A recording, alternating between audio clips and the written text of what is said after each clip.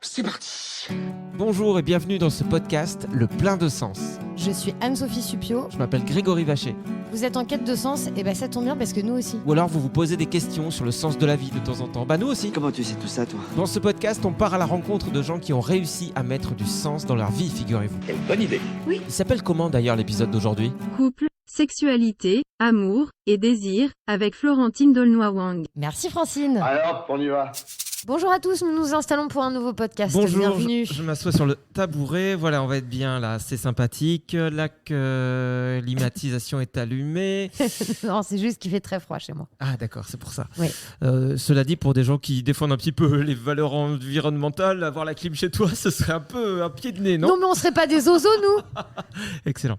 Alors aujourd'hui, on est content parce qu'on va parler d'un sujet qui est assez universel, à savoir l'amour. Oui, le couple. Le couple et également la sexualité, avec une spécialiste du genre. Alors je vais essayer de dire son nom correctement parce qu'à chaque fois, soit j'articule mal, soit j'articule mal. Florence Dolnoy-Wang. Florentine déjà. Ah ouais, Florentine Dolnoy-Wang. Dolnoy-Wang. Ouais. Voilà. C'est marrant de se tromper vraiment sur le plus facile. C'est vrai, j'avoue. Bon, Florentine, elle est thérapeute de couple. Elle a aussi un site internet. Elle a créé des jeux. Elle a sorti des livres. On va en parler avec elle tout à l'heure. En gros, nous allons parler du couple. Bon, forcément, au niveau du couple, toi, t'es marié ? Ouais, moi j'ai un couple maintenant qui dure depuis un petit moment. Je suis bien avec ma femme. Il y a des moments de haut, de bas, mais ce qui est sûr, c'est qu'on a déjà travaillé sur nous-mêmes et j'ai trouvé ça super intéressant de travailler sur son couple, parce qu'on a l'impression qu'à partir du moment où tu travailles sur ton couple, c'est qu'il y a un problème et que tu devrais pas. Moi, je suis pas trop de cet avis. Et puis de toute façon, on va voir ce que nous dit Florentine, mais je trouve ça intéressant quoi d'évoluer. En fait, moi, j'adore. Pas toujours, hein, avec ma femme, on se prend la tête comme beaucoup de couples, mais j'adore me dire qu'aujourd'hui, on est un couple, tu vois, qui existe, qui a des passions, des trucs qu'on aime, mais qui n'est pas le même couple qu'il y a 10 ans, tu vois. Bah oui, On a beaucoup évolué. Mais ce qui est normal, en fait, c'est comme les goûts qui évoluent, en fait. Mais Un jour, t'aimes les artichauts, puis le lendemain, tu l'aimes plus. Mais sauf qu'à deux, tu vois, tu peux avoir peur de toi plus aimer les artichauts, mais que la personne les aime C'est toujours, vrai. et du coup que ça crée des conflits. Alors que quand tu arrives à évoluer à peu près en même temps, c'est plutôt sympa. Et là, pour l'instant, ma femme, je l'aime. Après, ça se trouve, ça va s'arrêter. Et en même temps que je le dis, ça y est, ça vient de s'arrêter. Ah, tu vois ? Je l'aime plus, ça y est. C'est fou. Bon, écoute, Mais tant je pis. t'aime. En plus, ça tombe bien, puisque moi, c'est vrai que mon couple, je suis seule et célibataire. Mais c'est plutôt pratique. Genre, quand tu vas au cinéma, tu te disputes pas pour dire « Ah, tu veux aller voir ça ? Ah non, mais moi, je veux aller voir ça. C'est vrai. » Et puis- dans d'autres cas aussi. Et puis, tu payes moins cher. Oui. Tu payes qu'une place. Bah oui, c'est sûr. T'imagines tous ces avantages ? Bon, accueillons Florentine tout de suite. Oui, parce que là, j'ai l'impression que tu es en train de pleurer. Pourquoi ? Non, c'est vraiment très intérieur. Bonjour Florentine. Bonjour Anne-Sophie, bonjour Greg. Bonjour. Alors, Florentine est avec nous. Aujourd'hui, nous allons donc parler de couple. C'est un sujet où on va tous se reconnaître. C'est un sujet, sauf les gens qui n'ont jamais été en couple et qui ne veulent peut-être pas être en couple, C'est et possible. que je peux comprendre. Mais en tout cas, c'est un sujet qui est vaste, on va dire. Il y a plein de questions à chaque fois qu'on traite du couple. D'ailleurs, Florentine, est-ce que tu peux nous expliquer ce qu'est ton métier, la vraie dénomination ? Parce que si on le fait nous-mêmes, nous connaissons, on va le faire mal. Écoute, moi-même, je ne sais plus très bien comment m'appeler. Je pense que ce qui se rapproche le plus, ce serait thérapeute de couple. Et en même temps, moi, je travaille sur la thérapie du lien, couple ou pas couple, parce que j'accompagne aussi beaucoup des célibataires qui ont envie de comprendre l'espace en eux pour la relation. Et en fait, moi, j'aime beaucoup parler d'intelligence amoureuse. D'accord. C'est vrai que j'ai Ouais, jamais je entendu pense- parler de ce terme, mais Déjà, en plus, Florentine, t'as sorti un livre qui s'appelle L'intelligence amoureuse. Oui, j'ai sorti un livre qui va être réédité d'ailleurs parce que Larousse m'a demandé d'en faire une édition revue et augmentée. Donc, c'est vraiment en train de prendre, c'est vraiment en train de parler cette histoire-là que l'amour, évidemment, ça coule de nous, ça coule de sources. L'amour, le sentiment, l'amour, mais aimer et relationner, c'est deux choses différentes. d'accord. En tout cas, voilà, moi je suis une quinca. J'ai rencontré mon mari quand j'avais 25 ans. Donc ça D'accord. fait, si on calcule bien, plus de 25 ans qu'on est ensemble. Et si on n'avait pas musclé un peu un muscle relationnel, on serait plus ensemble ou on serait mal ensemble.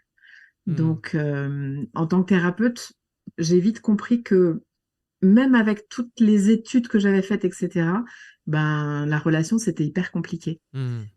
Et donc, tu vois, j'ai compris qu'il fallait que je m'intéresse autrement à la relation.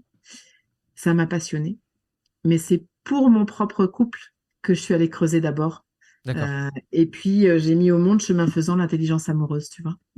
Ok, bah justement, avant qu'on parle peut-être du couple, je me disais ça peut être intéressant d'aborder rapidement le célibat dont tu parlais, parce que c'est vrai que je n'avais pas du tout pensé à cette question, mais tout de suite, quand je t'ai entendu, ça m'a fait penser à ces amis que je peux avoir qui sont éternels célibataires, qui n'arrivent pas à trouver la bonne relation, qui sont aujourd'hui des gens de mon âge, donc qui ont pas loin de, enfin qui ont entre 35 et 40 ans, on va dire, qui perdent un peu espoir, et qui ont l'impression qu'il y a un peu une malédiction sur eux.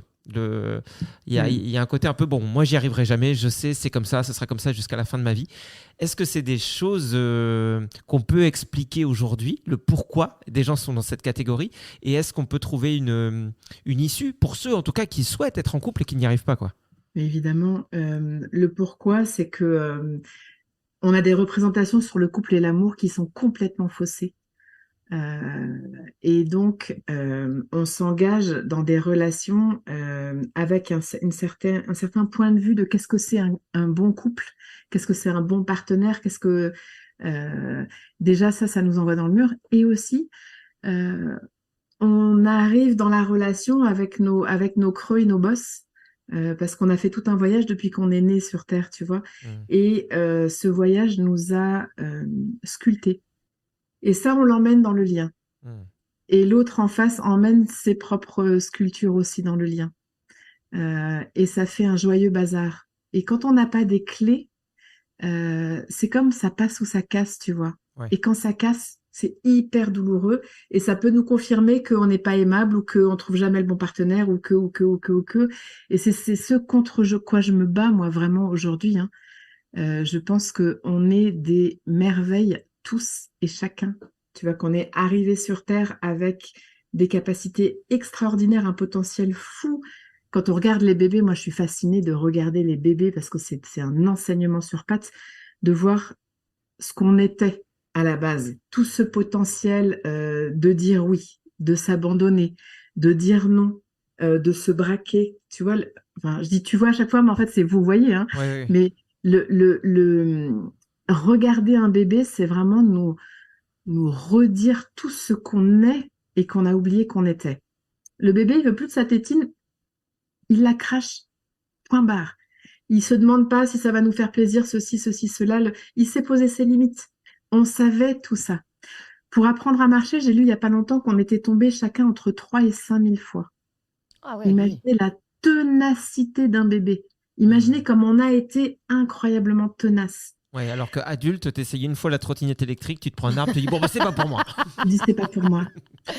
Et ça, c'est parce que dans ce voyage de l'enfance, on a un papa, une maman, on a une fratrie, on a des instits, des parrains, des marraines, on a notre petit monde qui va nous envoyer des messages et on va le croire. T'es pas fait pour ça. Une fille, ça doit être mignon, ça doit pas agresser. Et c'est comme ça que nous, les filles, on sait plus mettre notre limite. Que même sur le consentement, on n'a plus de repères. Ouais. Tu dois faire des baisers à tout le monde pour dire bonjour. Tu dois. Tout ce qu'on nous apprend peut nous décaler de qui on est. Il y a ça déjà, et puis après, il y a le monde des traumas. Des deuils, de l'abus, de la maltraitance évidemment, des déménagements, des copains qui partent, dans une vie d'enfant, perdre son doudou, c'est un trauma, voyez. Et donc, on arrive dans la vie adulte, dans la vie relationnelle, on est des merveilles, mais dans notre voyage de l'enfance, on a mis beaucoup d'aspects de nous dans un congélateur, soit par choc, par trauma, parce que le trauma, il congèle des aspects de nous, soit par message. Parce que enfant, je vais toujours préférer m'asseoir sur des parties de moi, les mettre au congélateur, plutôt que de risquer de perdre le lien à mon entourage. Et donc, j'arrive dans la relation avec ce bagage. Je suis une merveille et il y a plein d'aspects de moi qui sont congelés. Et ce qui est extraordinaire dans le recrutement amoureux, et c'est là que je dis ça passe ou ça casse, c'est que je vais recruter quelqu'un à mettre dans ma vie pour retrouver ses parties perdues. D'accord. Je le sais pas. Ça, c'est le but non conscient de la relation. C'est que la vie me veut vivant, la vie me veut entier et moi-même, je veux retrouver qui j'étais. Donc, je vais être absolument bouleversée par quelqu'un qui porte ce que moi j'ai perdu. D'accord. Donc, par exemple, si j'ai manqué de contact physique alors que j'étais un enfant qui avait besoin de câlins, qui avait besoin de sentir des mains, des bras rassurants, je peux, par exemple, trouver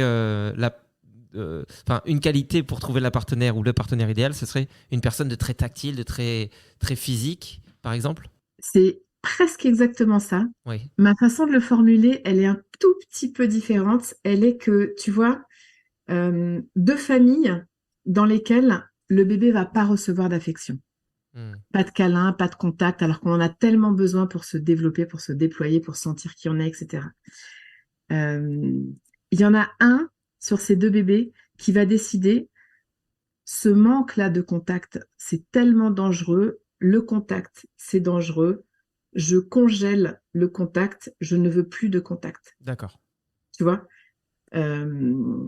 Et dans la même carence de lien, un autre bébé va décider, le contact, c'est ce qui m'aura le plus manqué, je veux maintenant du contact, je veux des camions de contact. D'accord.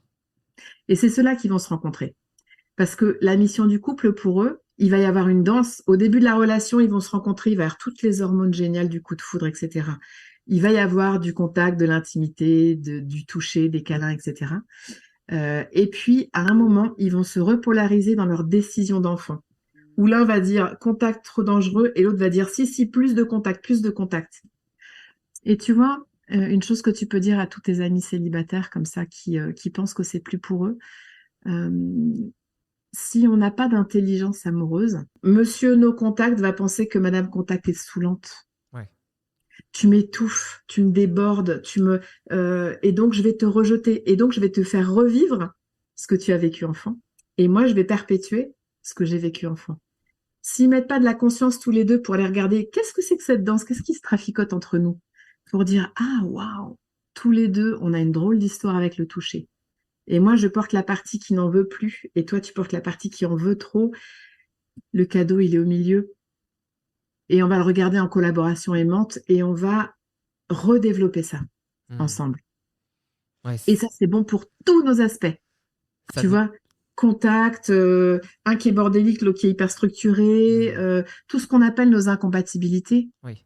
Ouais, mais du coup, ça veut dire, Florentine, aussi que ça nécessite justement un questionnement des deux personnes et ça nécessite justement d'essayer de mettre le doigt. Parce qu'en fait, c'est tellement plus facile aussi quand tu es en couple et qu'il y a une forme d'incompatibilité, en tout cas ce qu'on pourrait penser être une incompatibilité, de dire, mettons fin à la relation. Ouais, c'est terminé. C'est peut-être plus simple. Finalement, comment du coup on arrive à passer ce cap-là, de se dire...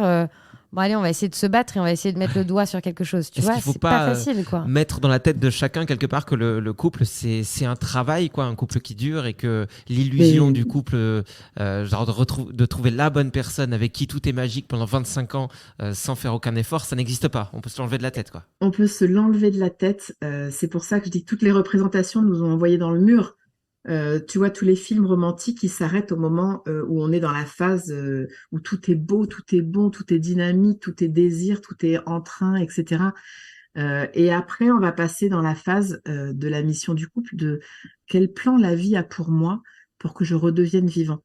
Et effectivement, on peut choisir de se séparer quand ça commence à venir nous gratter émotionnellement. Se séparer, ça permet d'éviter de rentrer dans des émotions difficiles. Mais quand on se protège à vie de rentrer, de plonger dans des émotions difficiles, on se protège de la vie. Et la relation, elle vient nous chercher là. Donc effectivement, dans l'intelligence amoureuse, il y a tout un travail émotionnel. Mais comme disait Anso, il faut être deux pour faire ce travail, quoi. Si un seul en a conscience, ça pourra pas mener. Alors, je suis pas tout à fait d'accord avec ça parce que moi, je le vis dans mes accompagnements. Bon, j'ai un shoot-out, j'ai un message pour les hommes, bougez-vous. D'accord. Bougez-vous, elles vous attendent. Les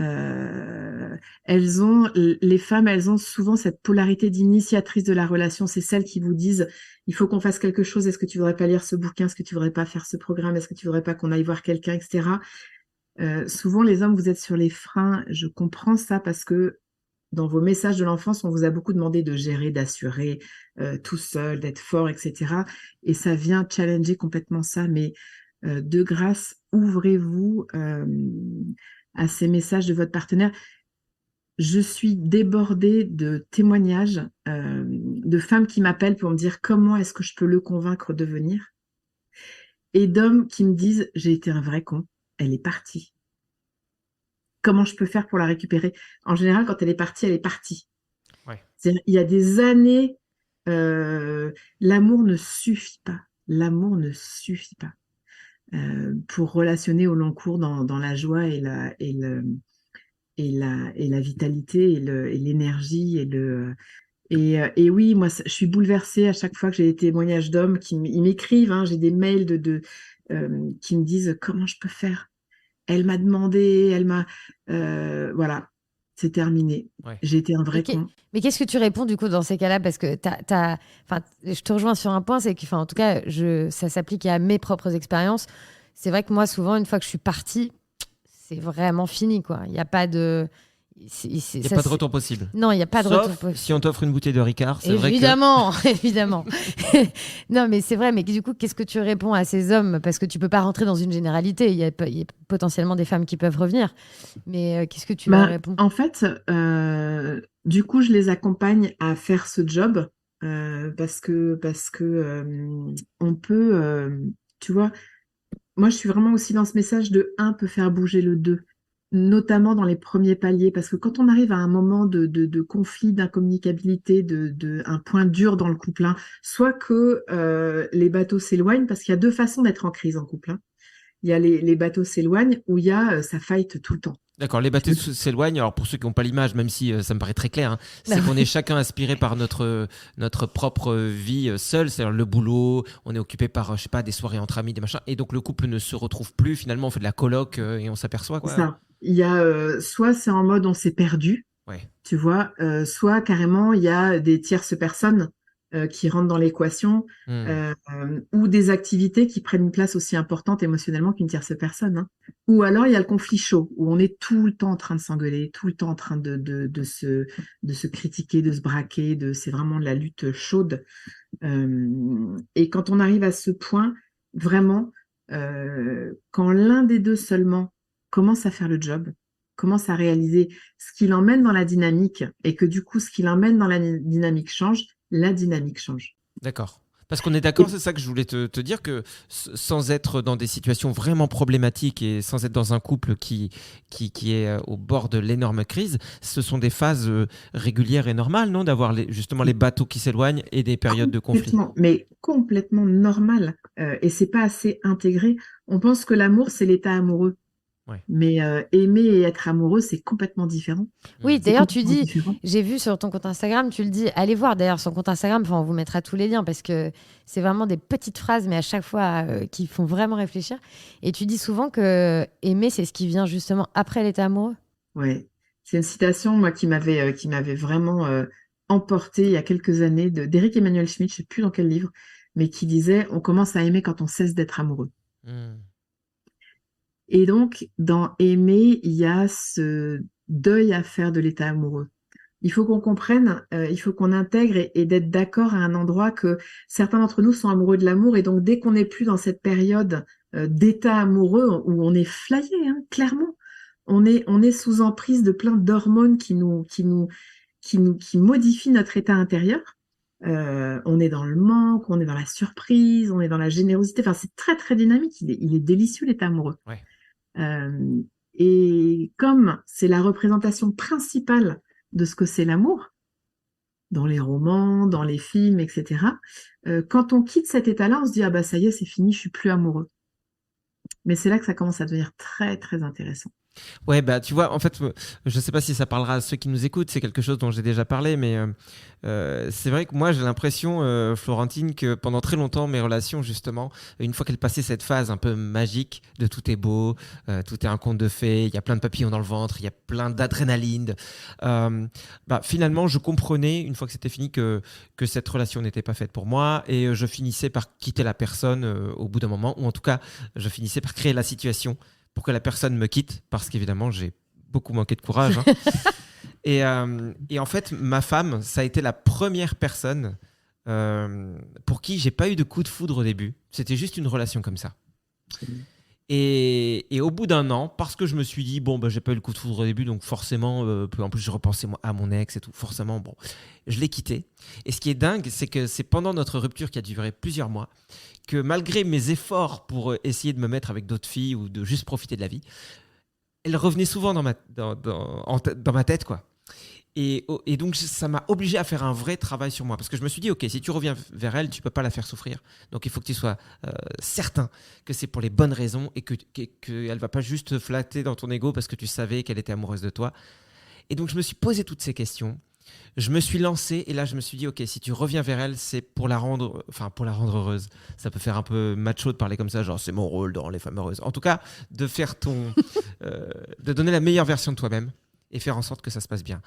Et donc aujourd'hui, on a 2 enfants, ça fait je crois 10, 12 ans, 13 ans. Sur le je crois, il est en trop. Non, ça va faire 12 ans qu'on est ensemble.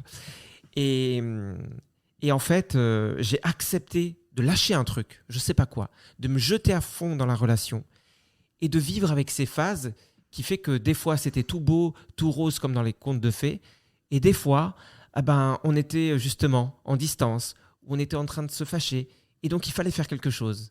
Et je me suis rendu compte, là la vie m'a montré que regarde, il y a des moments où c'est compliqué, où tu crois que tout est perdu, et pourtant une semaine, un mois après, tu es persuadé de toutes tes cellules que tu es avec la bonne personne. Et en fait, quand on enchaîne ces différentes petites tempêtes, et qu'à chaque fois on revient sur quelque chose de beau, et que l'état amoureux revient, on a foi en quelque chose dont on n'avait pas conscience avant, et c'est là qu'on comprend comment ça fonctionne. Alors je dis pas que maintenant j'ai tout compris et qu'avec ma femme ça durera ad vitam aeternam, bien sûr que non, j'ai pas cette prétention, mais en tout cas je souhaite à tout le monde qui n'a pas encore connu ces phases de les connaître, parce que c'est là qu'on touche du doigt, j'ai l'impression, le véritable amour.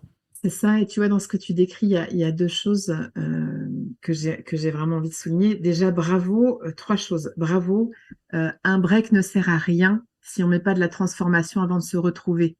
Soit de la transformation à 2. Moi, j'accompagne beaucoup de gens qui sont en break, mais qui viennent dans l'intelligence amoureuse pour apprendre pendant ce break. Ou soit chacun de son côté, bref, en tout cas, se remettre ensemble sans avoir rien bougé d'autre, on va se renvoyer dans le même mur. Ensuite, dans ce que tu dis, tomber amoureux, c'est du chaos neuro-émotionnel.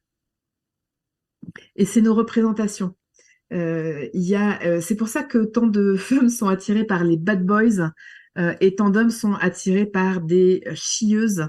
Vraiment, c'est que au démarrage, cette tension-là, il y a beaucoup de love coach qui font leur beurre là-dessus, hein, fuis-moi, je te suis, etc. Ouais. Ça vient déclencher des ressorts intérieurs, mais qui finalement sont assez toxiques. De manque, d'une attraction, d'une fascination, etc. Et en fait, on a le cerveau et le cœur retournés, mais pas pour les bonnes raisons, tu vois. Parfois, et même souvent. Et j'ai un pronostic incroyable pour les gens pour qui c'est tranquille.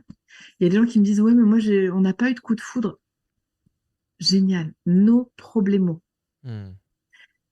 Et ce que j'avais envie de souligner dans ce que tu dis aussi et qui est très beau, c'est que tu vois, t'es retombé amoureux. Mais la différence, c'est que t'es tombé amoureux d'une femme que tu connaissais. Parce que quand on y réfléchit, l'état amoureux du début, on ne se connaît pas. On est amoureux d'un idéal, d'une image, d'un échantillon, tu vois, surtout qu'il y a beaucoup de séduction, il y a on n'est pas encore nous-mêmes, on n'a pas encore le pyjama en pilou-pilou. Oui, parce que je porte un pyjama parce qu'il fait froid chez moi. Merci Florentine de le préciser. Oui. Il te va très bien. Merci beaucoup. C'était tout à fait générique, je ne visais personne. Mais c'est juste pour dire que au début, on est amoureux d'un fantasme, d'un échantillon, d'un avant-goût. Puis, on tombe un peu de l'armoire, puis on fait connaissance et on retombe amoureux. Mais on retombe amoureux de quelqu'un qu'on connaît, qu'on a vu dans le meilleur, qu'on a vu dans le pire. On n'est plus dans le soi de présentation. On sait à quel point on peut s'envoyer dans la douleur.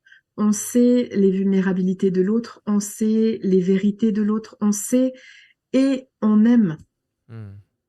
Et c'est là que ça devient vraiment intéressant. Est-ce que c'est pas là aussi la clé pour être dans une bonne relation? C'est-à-dire, alors c'est plus facile à dire qu'à faire, mais de s'autoriser à, à aimer, en tout cas à vouloir découvrir une personne sans s'imposer les contraintes de il faut que cette personne plaise à mes parents, il faut que Oui. cette personne ait le même niveau euh, social que moi, il faut que cette personne fasse cette taille, parce qu'attention, si elle a trop de forme, mes potes ils vont dire attention, t'as vu, attention, ta copine elle est pas maigre, normalement faut être maigre, t'as pas vu les magazines? Ce dont tu es en train de parler, c'est fondamental. C'est comment le cahier des charges nous échappe complètement pour la bonne personne.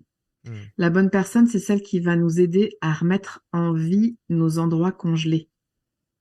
La bonne personne, c'est celle qui va toute notre vie appuyer sur les boutons rouges en disant je te veux pleinement vivant. Hmm. Je te vois, je sais qui tu es, je sais la merveille que tu es. Putain, décongèle-moi ça. C'est pas du tout celle qui va plaire à nos parents, qui va être de la bonne religion, qui va être de la bonne silhouette, etc. D'ailleurs, il y a énormément de troubles du désir qui se règlent en 2 coups de cuillère à peau quand on commence à comprendre que on a été manipulé pour déclencher notre désir devant un corps comme ci ou comme ça. Ouais. Mais qu'en vrai, si on s'écoute en profondeur, notre désir, il se situe complètement ailleurs. Hmm. Mais oui, il y a du ménage à faire dans le cahier des charges.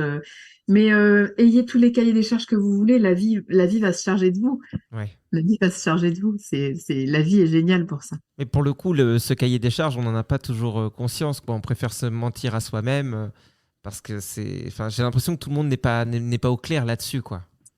Je crois que c'est pas qu'on se ment à soi-même, c'est qu'on ne sait pas encore qui on est vraiment. Ouais.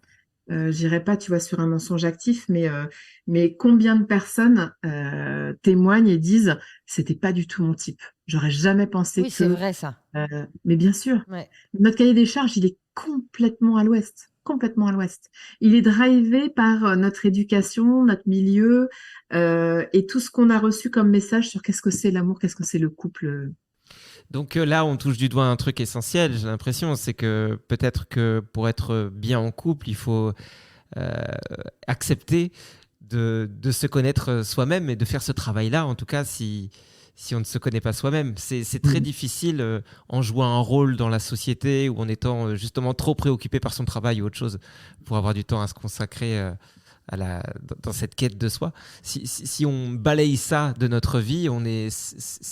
Alors, je dirais pas que c'est fichu d'avance, parce que comme tu le disais tout à l'heure, l'autre personne peut nous amener à bouger aussi, mais on complique les choses, quoi. Mais je veux dire, c'est pas un peu cliché, ça aussi, le côté soyons heureux nous-mêmes afin d'accueillir le bonheur à deux, tu vois? Alors moi, je dis pas soyons heureux nous-mêmes avant d'accueillir le bonheur à deux, parce que je pense que être aimé restaure l'amour de soi.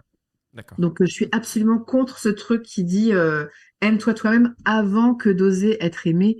Je trouve que c'est la double peine, en fait. Ça veut dire, tu as fait un voyage de l'enfance qui t'a rapté ce sens de toi, ce sens de la beauté de toi. Bah, tu sais quoi? Eh ben, l'amour, c'est pas encore pour toi. Je trouve que c'est terrifiant. Je trouve que c'est hyper culpabilisant et ça fait les marronniers, hein. Ouais. Voilà. Mais en revanche, savoir que si j'ai perdu le sens de l'amour de moi, je vais être un partenaire, ça va avoir un impact sur ma façon d'être partenaire. Parce que je vais me protéger de cette sensation de ne pas être aimé, même quand tu m'aimes. Et donc, oui, on va faire ce travail pour que ce manque d'amour de moi n'impacte pas trop notre relation. Mais n'attendez pas de s'aimer soi-même, je ne sais même pas ce que ça veut dire, avant d'oser dire au monde, je suis disponible pour l'amour. Ouais, c'est ça, parce que moi, je m'aime bien, hein, tu vois. Puis je suis Mais- célibataire et disponible, hein, donc n'hésitez pas à ce envoyer rang vos de- candidatures. Mais t'as bien raison, t'as bien raison. Il y a comme ça des poncifs sur le couple et l'amour, moi, qui me rendent dingue. S'aimer soi-même avant d'aimer, c'en est un. Ouais. L'autre, c'est la routine. Ouais. Tout ce qui dit que éviter la routine, que la routine tue le couple, je pense que la routine fonde le couple. Je pense que la routine, c'est nos meilleurs repères c'est un nid de douceur et de stabilité et de sécurité. Ce qui ne veut pas dire qu'on peut pas emmener du nouveau, Mais mais qu'on n'oppose pas l'ordinaire et l'extraordinaire. Ouais, je suis super content de t'entendre dire ça, vraiment, parce que c'est quelque chose que j'ai pas entendu souvent, voire que j'avais jamais entendu. Et moi, j'ai toujours aimé la routine avec ma femme dans plein de phases. Pas tout le temps, effectivement, parce que sinon, on se fout en l'air.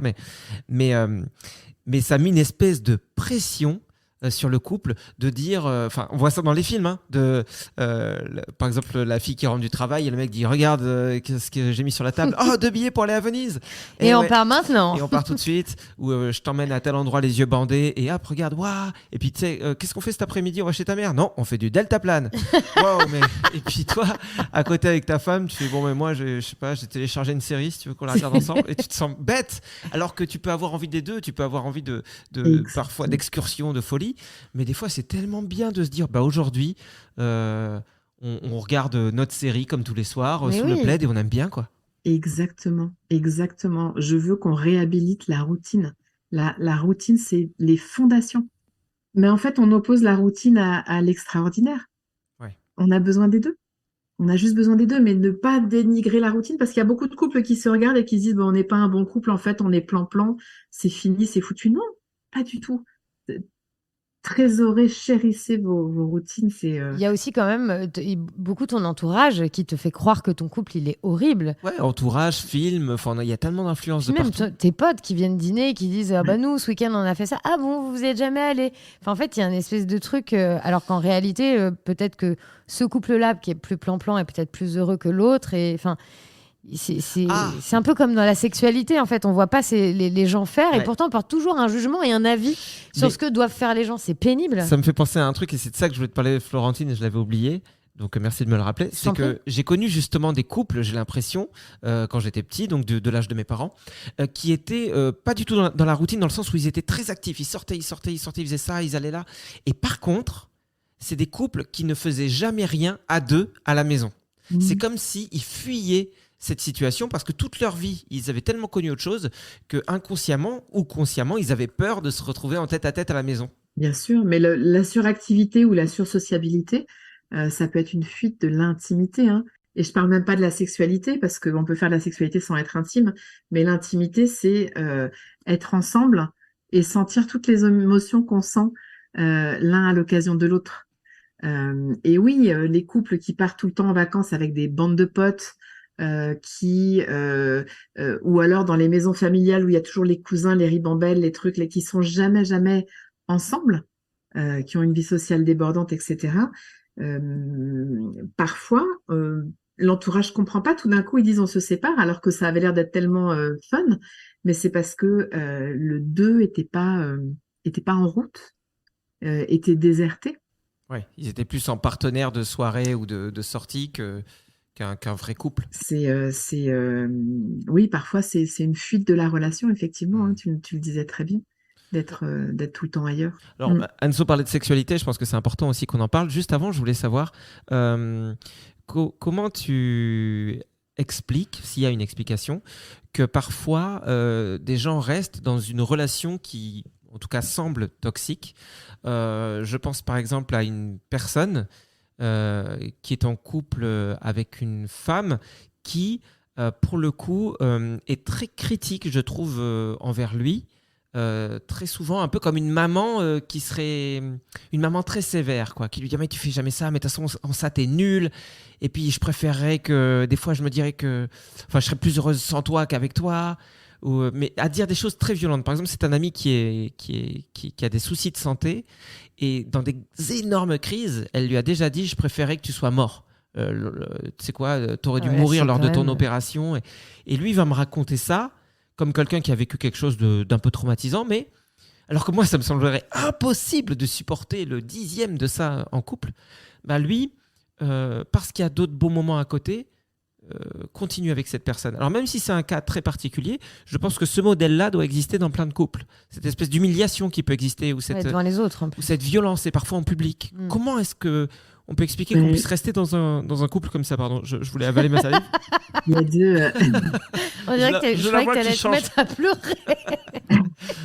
Alors effectivement, c'est ce que tu décris chez cette amie, c'est extrêmement toxique.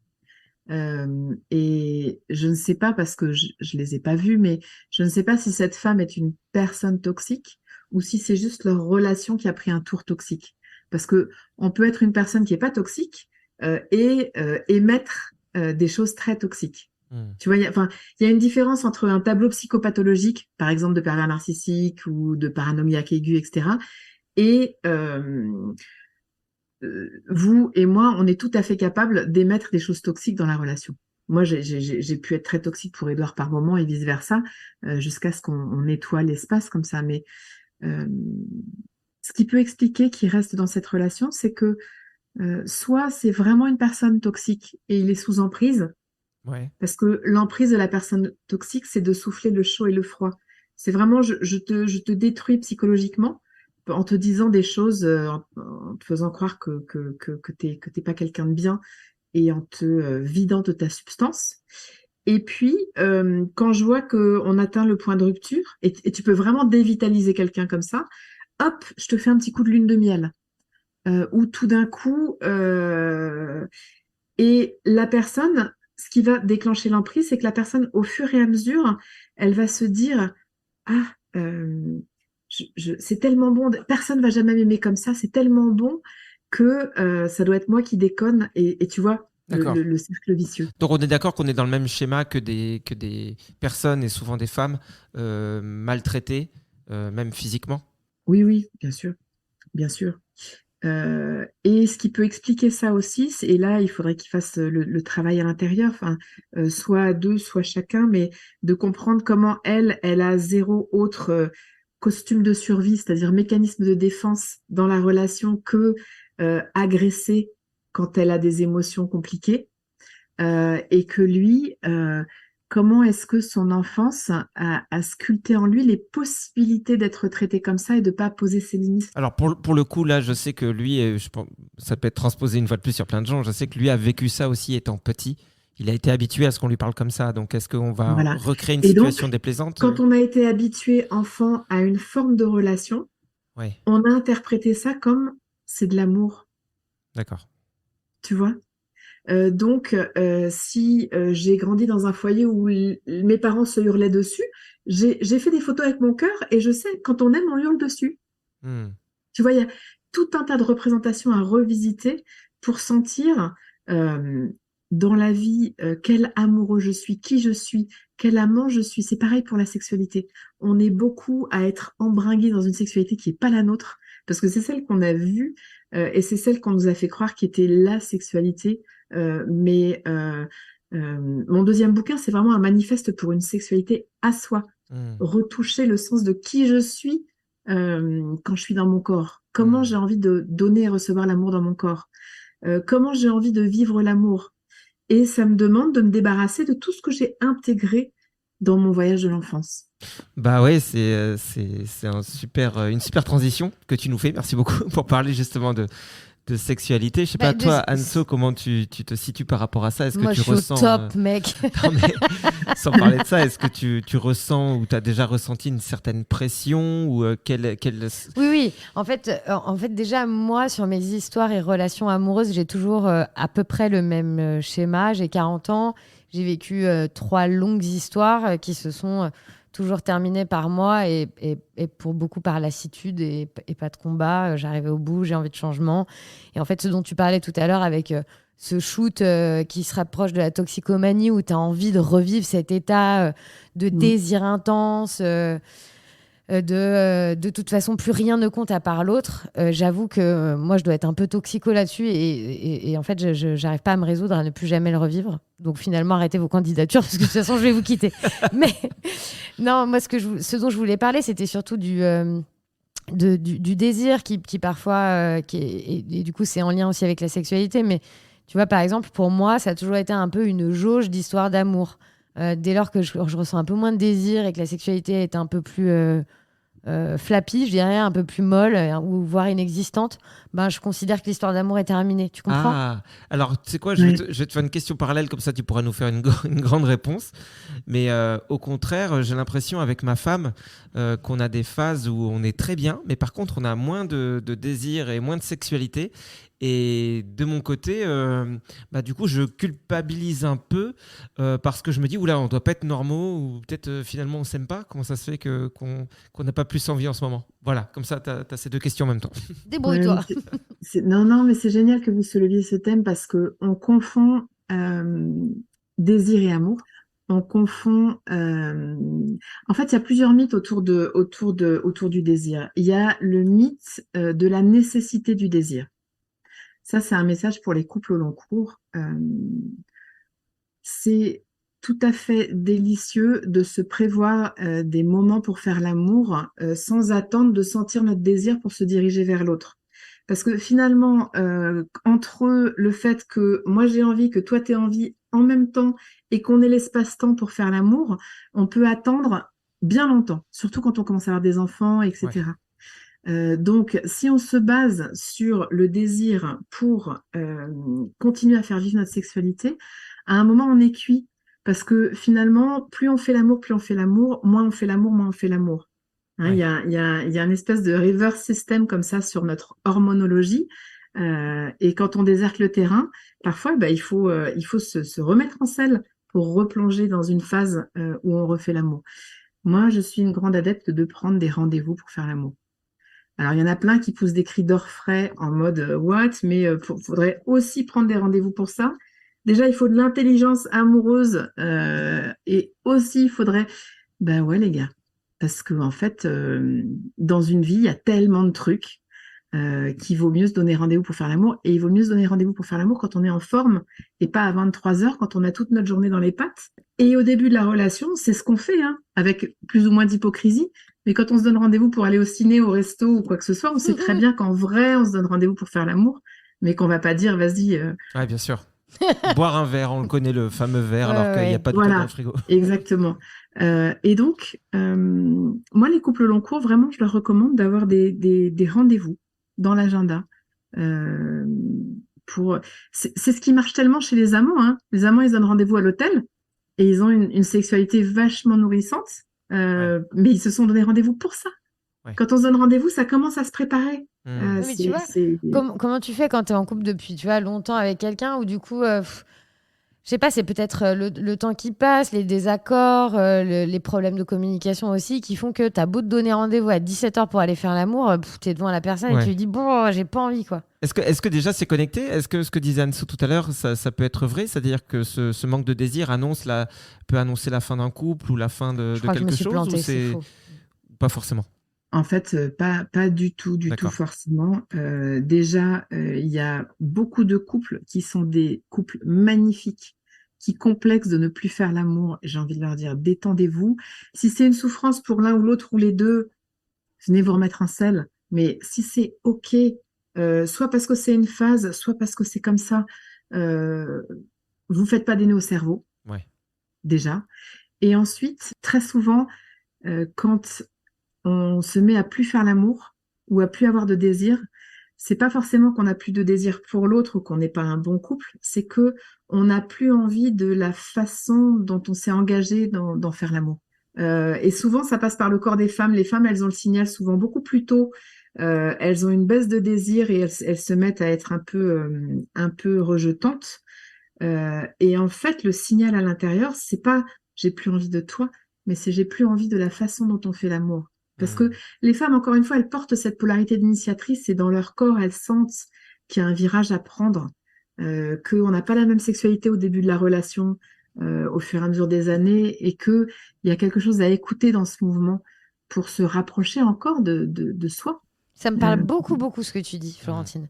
Mais du coup, c'est toujours délicat à aborder comme genre de sujet parce que tu vois, surtout d'une femme qui va en parler à un homme, sans vouloir faire de généralité, de cliché encore une fois. Hein.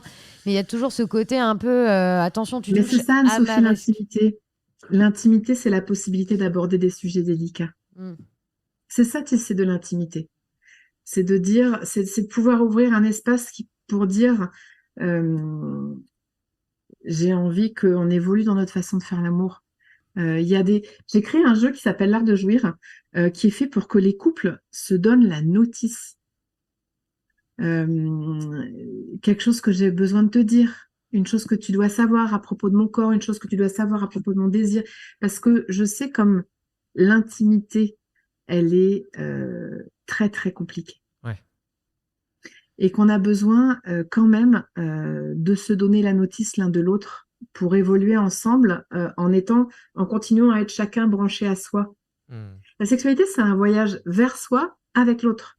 Et on a besoin de se donner le manuel. Et ce qui nous a plu il y a 10 ans nous plaît plus aujourd'hui, etc., etc. Et donc, c'est ça qui peut couper du désir. Alors qu'il y a tant de choses à faire ensemble. En fait, je remarque effectivement qu'on évolue sur la sexualité, mais il y a un truc que j'ai remarqué sur le tard et je m'en veux un peu.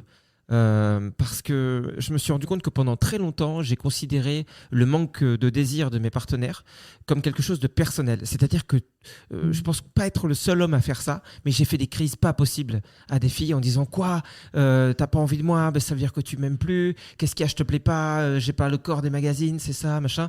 Et vraiment, je leur faisais la Drama gueule. queen. Non mais je leur faisais la gueule, j'allais dans le salon, je faisais la tête et je boudais, j'étais énervé et je considérais mon énervement comme légitime. À aucun moment je le remettais en question. Une autre fois, sans rentrer dans les détails, et puis si je rentre dans les détails, tant pis, on va dire qu'un matin, j'avais très envie de faire l'amour et que ça se voyait sur mon corps. Et Bon, et comment? je me suis collé à ma partenaire et là, tout de suite, elle m'a énervé, elle a vécu ça comme une agression. Et sur le moment, je ne l'ai pas du tout compris. Je dis, mais quoi, mais attends, d'où je t'embête? On est ensemble, on est en couple, qu'est-ce que c'est que ce truc? Mais ça va pas. Puis voilà, je me suis encore énervé et je suis parti. Et ça, cette partenaire-là, c'est ma femme actuelle. Et ma femme actuelle, c'est vraiment la femme qui m'a fait le plus évoluer là-dessus et me poser des questions sur mon rapport à la sexualité, à mon corps et qu'en fait, ce que je ressentais n'était pas toujours la vérité, que ce que j'avais comme image du couple n'était pas forcément ça. Et aujourd'hui, enfin, je sais pas, peut-être que j'ai honte de dire ça, mais peut-être que j'avais 30 ans, 35 ans, quand j'ai appris à gérer un non, j'ai pas envie, sans que ça me fasse rien du tout, et que je sois capable quand même de faire un câlin à ma femme et lui dire je t'aime et tout va bien. Mais putain, je me dis, pour que j'ai appris ça qu'à 30 ou 35 ans, c'est qu'il y a quelque chose qui nous manque. On manque d'éducation sexuelle ou on manque d'explication. Parce que je me dis, enfin, je connais encore des gens de mon âge et même plus vieux qui sont encore à ce stade-là de péter les plombs quand leur partenaire ne veut pas faire l'amour. Et ça en vient des fois à des rapports forcés. Alors, je ne parle pas de violence, mais de femmes qui vont peut-être se dire allez, je fais l'amour avec lui, comme ça il me fera pas chier. Bien sûr, bien sûr. J'ai fait un podcast sur le consentement dans lequel j'explique que le consentement, c'est pas seulement être d'accord, mais c'est en avoir envie. Parce que je vais inviter les femmes à pas faire la planche, parce que c'est dramatique pour tout le monde en fait. Et dans lequel je dis mettre la pression, c'est pas du consentement. Faire la gueule toute la journée parce que t'as pas voulu, c'est pas du consentement. Et vraiment, bravo, merci de ton courage de t'exprimer comme ça en tant qu'homme, parce que je pense que ça va parler à beaucoup d'hommes. Et en fait, il y a une différence entre les hommes et les femmes, même s'il y en a qui me tirent dessus quand je genre un peu le discours, parce qu'aujourd'hui, on peut plus genrer le discours, mais il y a quand même une grande tendance, on va dire, qui est que les femmes ont besoin de se sentir connectées dans le lien pour recevoir les hommes dans leur corps. Donc, il y a quelque chose à soigner dans la qualité de la relation et de la connexion pour pouvoir après basculer dans la rencontre sexuelle. Pour les hommes, quand ils ont perdu la connexion, faire l'amour est leur voie royale pour aller rechercher le lien. Parce que c'est vraiment comme tu l'as nommé, moi je me sens aimée quand, tu vois, c'est vraiment mélanger l'amour et le désir et la sexualité. C'est hyper violent pour une femme quand elle se sent pas en connexion, qu'on l'entreprenne sexuellement, parce que à l'intérieur, ça fait comme, what, on n'est pas connecté, tu voudrais du sexe, mais t'es un malade ou quoi? Et pour un homme, être rejeté dans une tentative de connexion sexuelle, c'est hyper violent parce que ça fait, what? Je me sens pas connectée et tu veux pas qu'on se reconnecte? Au secours, je suis pas aimée. Et c'est une douleur hyper profonde. C'est pour ça que depuis que le monde est monde, on pense que les femmes sont pas très intéressées par le sexe et on pense que les hommes sont des obsédés sexuels. Ce qui est complètement faux. Les femmes sont des déesses sexuelles et les hommes ont une sexualité magnifique aussi. C'est super que tu dises ça, tu te rends pas compte, enfin ou peut-être que tu te rends compte, mais à quel point c'est important ce que tu es en train de dire, parce que déjà moi, ça me déculpabilise quelque part dans le sens où je me sens moins anormal, et que quand j'allais chercher ma femme pour faire l'amour, c'était pas un désir de sexe, enfin je veux dire, on est des êtres capables de faire du sexe en solitaire, quand on a vraiment besoin de sexe, on peut se faire des plaisirs solitaires, il n'y a pas de problème.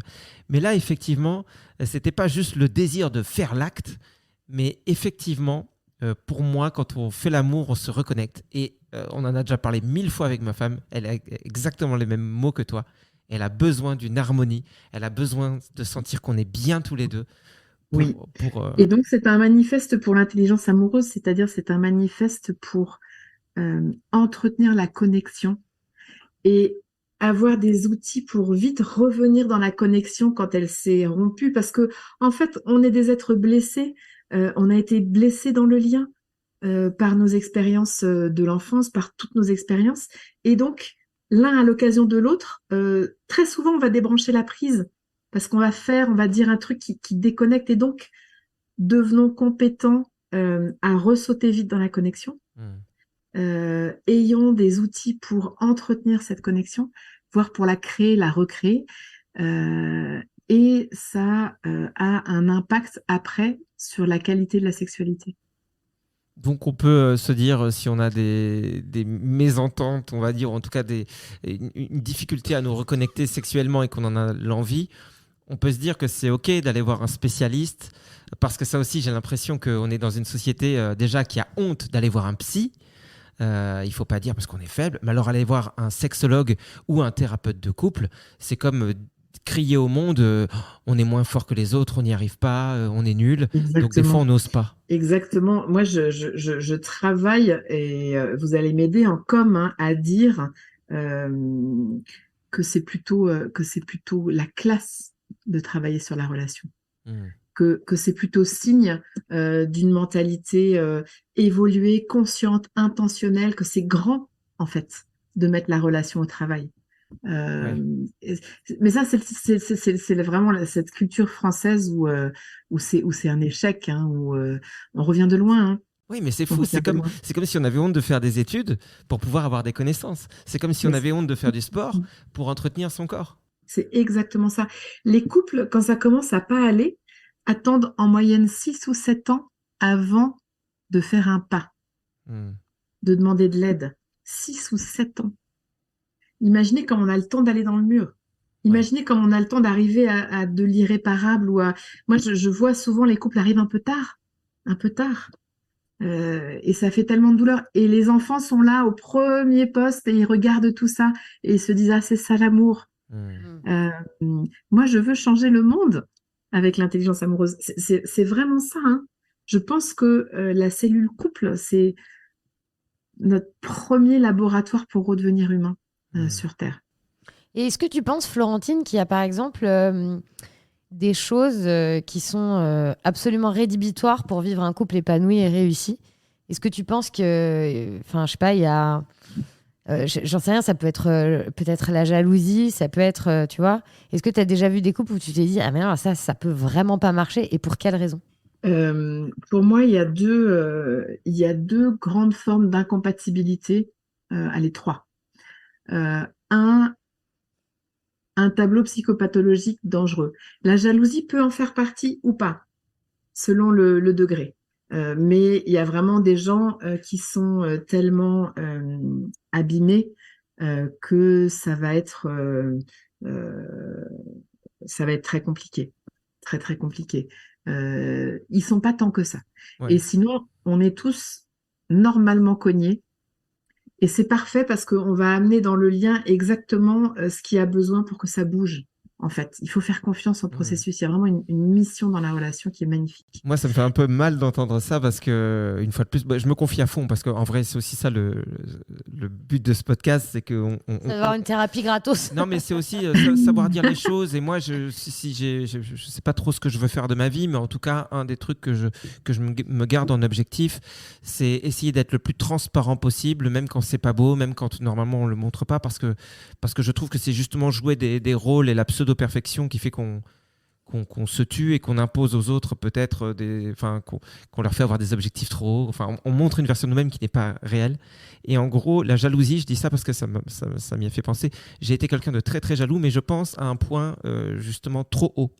C'est-à-dire que quand j'étais jeune, quand j'avais 16 ans, par exemple, ma première petite copine, ne serait-ce que si elle parlait avec un garçon ou qu'elle riait avec lui, ça me mettait dans une colère incroyable de savoir qu'elle pouvait éprouver des sentiments quels qu'ils soient pour un garçon.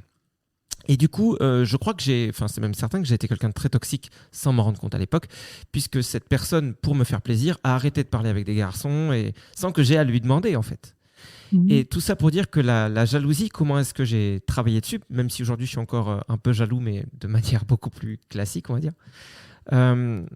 Ça a été quand j'ai commencé à travailler sur moi-même en fait, et que j'ai commencé à aller voir un psy, et que j'ai compris que j'avais plein de traumatismes que je n'avais pas soupçonnés, et notamment un immense problème de confiance en moi, et une très très basse estime de moi-même. Et en fait, quand on commence à travailler sur soi, forcément, c'est beaucoup plus bénéfique pour tous les gens qui nous entourent, parce qu'on ne va pas leur faire porter le chapeau pour tous les sentiments qu'on ressent, qui sont des fois d'une violence extrême. Moi, quand je voyais ma copine parler avec un homme, mais c'était le feu dans tout mon corps, quoi.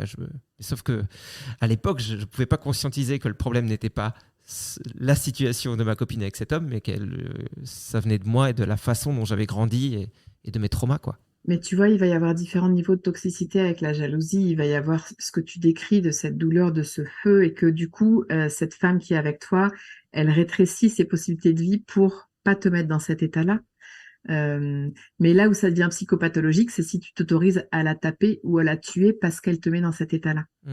Tu vois, il y a quand même un ranking. Et donc, pour répondre à la question, quelle est la grande incompatibilité, quand je parle de psychopathologie, on est vraiment dans la psychopatho. Et la jalousie, en fait, là où c'est incompatible, c'est si la personne n'est pas décidée à bouger par rapport à ça. Si c'est comme ça, c'est à prendre ou à laisser. Il vaut mieux laisser, hein. Et la jalousie, pour te donner des indices, Greg, dans mon regard, c'est que quand on est tout bébé, entre 18 mois et 2 ans, 2 ans et demi, il y a parfois avant, enfin bon, c'est labile un peu, mais on se rend compte qu'on n'est pas maman. Pendant longtemps, le petit, il est vraiment, il fait encore un, il sait pas différencier. Et le moment où je m'aperçois qu'on est différent, si maman là est pas disponible psychiquement, soit parce qu'elle est en dépression, soit parce qu'il y a un autre bébé qui arrive, soit parce qu'il y a des problèmes dans le couple, soit parce qu'elle est harcelée au boulot, soit parce que sa mère est en train de mourir, etc. Tu vois, alors le petit se dit, si je suis pas l'unique objet d'amour, c'est mort. Parce que quand on est petit et qu'on perd ce lien d'amour comme ça, notre sensation physique, c'est je vais crever. Parce que on est pieds et poings liés quand on est tout petit. Et donc, cette petite poupée russe de nous à l'intérieur, on va se mettre en amour avec quelqu'un. Et si à l'occasion de cette personne, on revit, oh là là, tu t'intéresses à quelqu'un d'autre qu'à moi, au secours. Tu vois, c'est une piqûre de rappel d'une petite poupée russe qui a besoin que tu ailles t'occuper d'elle. On pense que la solution, ça va être de dire non, tu restes avec moi, mais non, le monde en nous, il n'évolue pas. Oui, en fait, si j'étais, j'ai envie de dire, un de tes patients potentiels et que je voyais une vidéo toi, que j'écoutais ce podcast, je serais vraiment surmotivé pour prendre rendez-vous avec toi parce que je trouve que tu tapes tellement dans le juste et avoir des gens qui disent des choses qui résonnent avec nous, on peut en trouver facilement. Mais là, je trouve que tu es quand même dans l'extrême justesse à chaque fois. Et là, par exemple, ce que tu dis sur... parce que c'est important d'avoir des explications sur la petite enfance. Moi, je sais que quand j'étais tout bébé, ma mère, ça a été très compliqué pour elle. Et assez rapidement, il y a un fossé qui s'est creusé entre elle et moi pendant un certain temps. Et donc, ce dont tu parles à cette période de vie, c'est sûr que ce fossé existait et que j'ai manqué d'amour et de lien avec elle. La jalousie, c'est une protestation contre la peur de ne pas être l'unique objet d'amour. parce que on a eu une expérience cuisante dans nos premières années et que donc, tu sais, notre partenaire, en fait, à l'occasion de lui, on va juste se remettre dans nos poupées russes. Il faut repérer lesquelles. Parce qu'elles vont toutes s'inviter au fur et à mesure. C'est ça, hein, qui met de la friture sur la ligne entre deux. Et pour revenir à ta question, Anne-Sophie, sur l'incompatibilité, pour moi, les grandes incompatibilités, c'est, tu vois, des trop grands compromis à faire pour sa vie au nom de être avec l'autre, qui sont un veut une sexualité ouverte et un couple poli, amoureux, alors que toi, dans tes valeurs et dans ta construction, c'est important d'être monogame, c'est comme ça que tu as de la sécurité, c'est comme ça que tu envisages ta vie. Là, moi, j'invite pas le polyamoureux à se mettre en monogamie, j'invite pas le monogame à se mettre en poly, parce que ça fait renoncer à des parties de soi qui sont dans l'ADN, qui sont trop douloureuses à compromettre, dans un sens comme dans l'autre. Idem pour le désir d'enfant. Quelqu'un qui veut faire des enfants, quelqu'un qui sait qu'il ne mettra pas d'enfants au monde, qui n'en a pas l'envie, le désir, ne relationnez pas ensemble au long cours, ça va faire trop mal. C'est pas possible. On peut pas renoncer à des parties de soi aussi importantes. Après, toutes les autres incompatibilités, t'es bordélique, moi je suis hyper structurée, t'aimes la mer, j'aime la montagne, tu ceci, moi cela, etc. C'est des défis de croissance, c'est plutôt des invitations à être plus vivant, ça se surmonte, ça se vit bien. Mais il y a quand même, tu vois, à la base, 3-4 grands terrains sur lesquels il vaut mieux renoncer à un amour naissant qu'à aller tisser des années de douleur. Et c'est OK de travailler sur son couple au début? Bien sûr. Oh, mais comme je l'ai béni, ceux qui arrivent là dans l'expérience à nos amours en début de parcours, mais ils s'économisent des points de vie, ils s'économisent des points de joie. C'est incroyable. Et qu'est-ce qu'on appelle un début d'ailleurs? Ben, le début, c'est quand on s'est rencontrés et qu'on choisit de se mettre à être... Quand on dit on est en couple, en fait, ça veut dire je teste cet engagement au long cours avec toi. Et aujourd'hui, Florentine, est-ce que tu reçois encore des nouveaux patients? Est-ce qu'on peut te consulter à distance? Comment ça se passe? Mes façons d'accompagner aujourd'hui, elles sont assez différentes de ce qu'on appelle la thérapie classique. Moi, je reçois les couples en journée. D'accord. C'est-à-dire que des couples viennent me voir ici une journée entière parce que je déteste les petits rendez-vous d'1h30 où on est sauvé par le gong. En fait, il faut le temps d'aller au cœur du réacteur. Donc, on se bloque une journée entière. Et le gros avantage, c'est que ça filtre les surmotivés. J'ai pas les touristes qui m'amènent leur partenaire comme un petit paquet de linge sale en disant il faut me le laver et me le rendre bien blanc parce que ça va pas du tout. J'ai des couples extraordinaires qui ont compris l'engagement. Et moi, je travaille dans le temps long en fait. Et tu proposes des stages en plus à côté de ça. Propose des stages l'été. Je propose un stage intelligence amoureuse, un stage intelligence érotique, en fait, un stage couple en général et puis un stage sexo. Et puis, j'ai un accompagnement qui s'appelle À nos amours, dans lequel j'accueille les couples ou les femmes ou les hommes pour leur couple ou les célibataires. En fait, j'ai trois populations dans cette aventure-là. Et là, c'est un accompagnement en ligne avec des rencontres Zoom comme ça, en distanciel. Et puis suivez Florentine, elle propose même une sorte de petit calendrier de l'Avent pour le mois de décembre. Oui, qui est super oui. mignon. C'est le calendrier amoureux, c'est ça? Le calendrier de l'Avent des amoureux, exactement. Ouais. Chaque jour de l'Avent, on va envoyer un rituel.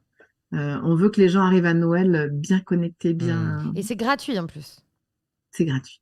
En tout cas, je te remercie du fond du cœur. On te remercie, Florentine, parce que même si là, on survole des thèmes et qu'on ne peut pas parler évidemment en 1 heure de podcast de tous les sujets dont on voudrait parler, c'est super important des moments comme ça. Le travail que tu fournis et le discours que tu nous offres aujourd'hui, il permet de se déculpabiliser, il permet de remettre les choses un peu à leur place et il rappelle vraiment des choses essentielles. parce que malgré nous, on avance avec des petites pressions à droite à gauche et puis des concepts dans notre tête. On passe notre temps à se changer de route, à se tromper de route et on se demande pourquoi ça marche pas. Là, ça rappelle vraiment des choses essentielles qui vont faire, je suis sûr, beaucoup de bien à plein de gens qui peut-être galèrent dans leur couple ou en amour. Et puis moi, je vais te dire, j'ai plein de copines qui te connaissaient, étaient un peu leur Katy Perry à elles. Et elles m'ont dit, quoi? Mais tu reçois Florentine Donois-Wang, mais la chance! Donc je vais faire ma crâneuse pendant quelques mois. Et pour ça, je te remercie, Florentine. Ouais, merci beaucoup. Et on invite évidemment tout le monde à La te meilleure du suivre jour. et à taper Florentine Donois-Wang sur Google pour te lire. Ouais, l'espace pour te du couple, suivre. en fait, mon Insta, c'est l'espace du couple. Et c'est là que vous trouvez les livres, les jeux, tout. Le podcast s'appelle l'espace du couple. Super, oui, parce qu'il y a un podcast aussi, c'est vrai que tu le disais tout à Ouais. l'heure, Anne-Sophie. Effectivement, je vais te dire, Florentine, elle bosse. Hein. Bah, nous aussi, on fait quand même un podcast par semaine, hein, c'est fatigant. Mais merci en tout cas pour ton temps, merci pour Avec tout ce que tu plaisir. nous as offert aujourd'hui, c'était super. Ben, merci pour vos questions et pour le dévoilement. En fait, c'est rare de pas être dans un discours d'expert et c'est super appréciable. Merci beaucoup. Merci à tous les À deux. bientôt, Florentine. Merci, bonne journée.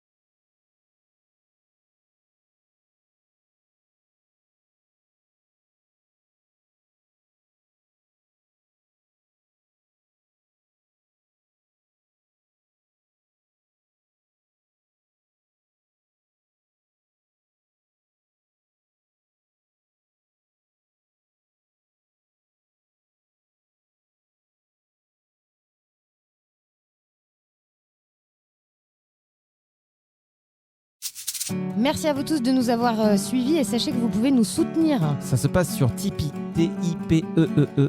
Vous allez sur le site, vous tapez le plein de sens et vous pouvez nous donner 1 euro, 5 euros, 10 euros, 100 euros, 1 milliard de dollars, comme vous voulez. Ce qu'il faut savoir, c'est que vous êtes notre seule source de revenus. Donc, notre avenir est entre vos mains. Merci par avance. Et merci par retard aussi pour ceux qui nous ont donné, à qui on n'a pas dit merci. Et bien à vous. À vous également. Au revoir. Cordialement. Ah oui, je l'avais oublié lui. Je l'oublie tout le temps, cordialement.